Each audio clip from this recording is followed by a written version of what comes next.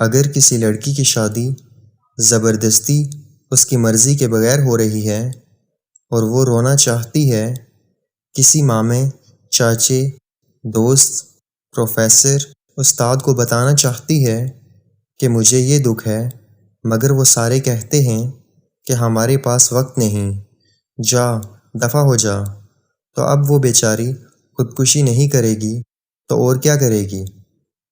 جب زندگی اور آواز کا پنجرہ اتنا تنگ کر دیا جاتا ہے کہ وہ اس میں محبوس ہو جاتا ہے اور اس کا سانس گھٹنے لگتا ہے، تو وہ پھر مرنے کے لیے تیار ہو جاتا ہے۔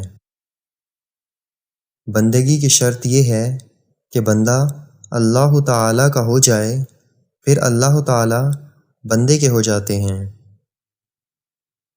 دعاؤں کے دائرے سے کبھی نہ نکلا کرو۔ اگر اپنے لیے دعا نہیں کر رہے اور آپ پر خدا کی بڑی مہربانیاں ہیں تو خدا کے لیے، دوسروں کے لیے دعا کرتے رہا کریں۔